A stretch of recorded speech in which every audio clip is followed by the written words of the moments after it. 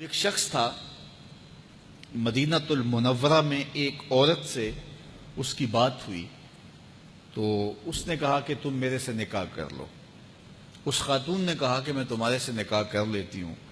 لیکن میری شرط یہ ہے کہ میں وہاں مکے آپ کے ساتھ نہیں جا سکتی، آپ مکۃ المکرمہ چھوڑ کے یہاں مدینہ شریف آ جائیں تو میں آپ کے ساتھ نکاح کرنے کے لیے آمادہ ہوں۔ اس نے اس بات میں آر محسوس کی کہ میں اپنا شہر چھوڑوں، ایک عورت کے لیے لوگ کہیں گے کہ عورت کے لیے جو ہے شہر چھوڑ کے چلا گیا، لیکن اس کا جی چاہتا تھا کہ میرا اس سے نکاح ہو جائے۔ خیر، جب ہجرت کا سلسلہ چلا تو اس نے کہا یہ تو بہت اچھا ہوا، تو وہ بھی ہجرت اصحاب کے ساتھ کر کے مدینۃ المنورہ پہنچا اور وہاں اس عورت کے ساتھ جس کا نام ام قیس تھا اس نے نکاح کر لیا۔ تو آپ وہ حدیث سنتے ہیں، حضور نے یہ تب فرمایا تھا انما الاعمال بالنیات انما لکل امرئ ما نوی فمن كانت ہجرته للدنیا یصیبها او لامرأة ينکحها فہجرته الى ما ہاجر الیہ۔ فرمایا کہ اعمال کا دار و مدار نیتوں پہ ہے،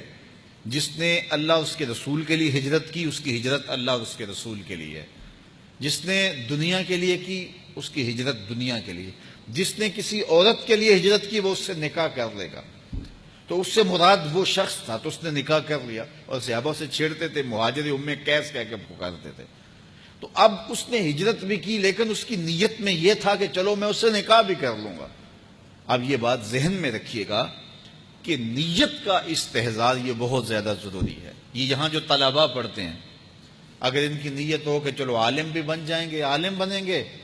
تو پھر خوب عزت کمائیں گے، پھر جو ہے وہ لوگوں کی آنکھوں پہ پلکوں پہ بیٹھیں گے، چونکہ اس دور میں بھی لوگ علماء کی قدردانی کرتے ہیں، تو پھر ان کا مقصد اگر یہ ہو گیا تو پھر ان کا ایک ایک حرف پڑھنا دنیا داری بن جائے گی۔ اور اگر مقصد یہ ہے کہ میں پڑھوں، سیکھوں اور اس سے اپنے عمل سنواروں، اور اللہ اگر مجھے توفیق دے دے تو میں وہ خیر کی باتیں اوروں تک بھی پہنچاؤں تو کہ اللہ کے رسول کی امت سنور جائے اور بھٹکی ہوئی انسانیت راہ ہدایت پہ آ جائے۔ تو یہ نیت میں اگر شامل کر لیا تو باقی روٹی پانی تو بند نہیں ہوگا، عزتیں بھی نصیب ہوں گی، لیکن مقصود ان چیزوں کا نہیں ہے۔ مقصود اللہ اور اس کے رسول کی رضا کو حاصل کرنا ہے،